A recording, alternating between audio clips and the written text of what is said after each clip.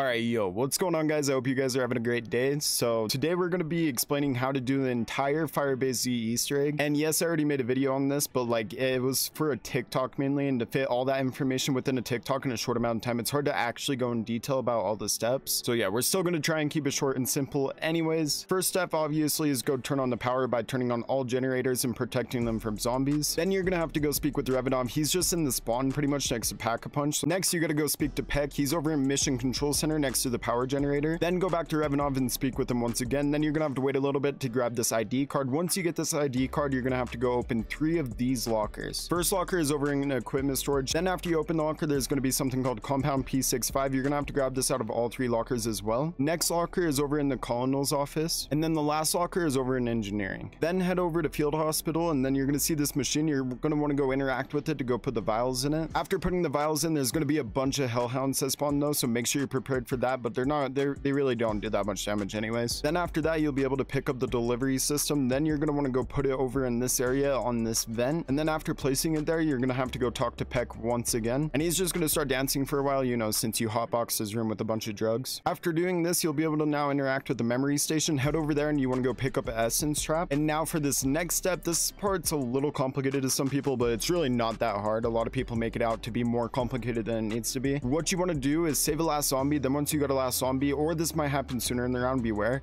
you want to go around the map and you want to find areas with a bunch of randomly spawned loot on the ground. This means a mimic's most likely going to spawn there. Once a mimic spawns, you want to damage it down to about 1/6 health or lower if you want to. It just depends how low you want to get it. Lower the better though. So after doing that, you'll be able to throw down one of the essence traps, and you just want to double tap X to pretty much catch it like a Pokemon. And then as long as you did enough damage to it, it won't break out and you'll have a capture. These are the mimics that are not going to give you the memory corrupted error when you go to the memory station. So then head back over to the memory station. You want to place it in the memory station. It should work and everything unless it says memory corrupted, and you're gonna have to do this once a round. You can't find more than 2 of these type of mimics per round, so just be prepared though. If you do like walk around the map and you see a mimic spawn, then that's one of the mimics you need to go bring to the memory station. Okay, and then after doing all this, you'll be able to pick up the floppy disk. Pick this up and then go over to planning offices and put it in this machine. Then go talk to Peck once again, and now you're just gonna have to wait here for a little while, and then eventually the locker to the left right here, you're gonna be able to open after Peck tells you the code. Don't worry, you don't gotta memorize it though. Then after opening the locker, grab the ether meter that's inside the locker. Then head over to the scorch defense area. Now you'll be able to pick up this shovel. Then head over to open lock, and then you want to go over to this corner. You'll be able to dig right here. Then after this ether container pops up, you want to go find, there's going to be a bunch of ether containers like everywhere now. Pretty much all of them have corrupted mist, and if you interact with one of the ones that have corrupted mist, then a bunch of mimics are going to spawn, and it's just not a fun time. So you want to make sure you're interacting and picking up the one that has pure white mist and there's no like darkness in it. It's pretty simple, just don't grab the wrong one, otherwise you face the consequences. Next, head over to jungle defense, and you're going to want to head to this area. You're going to have to dig once again. After doing that, there's going to be like this green force field that goes around you, and you're just going to have to survive in it for about like 3 to 4 minutes. It's not that hard, but towards the end it does get slightly hectic, so do be aware of that. Now you're going to have to get a Ray K84. You can get one by doing trials. You can also craft it, which I have a video on how to do that, or you might get lucky getting one out of the mystery box. I'd recommend crafting it. If you do want to check out my video on it, I will have a link posted in the description. And then head over to barracks. Then you're going to head over to this corner, and then you're going to dig once again. After digging up this container, there's going to be like a purple like little glowy thing that's going to shoot in a certain direction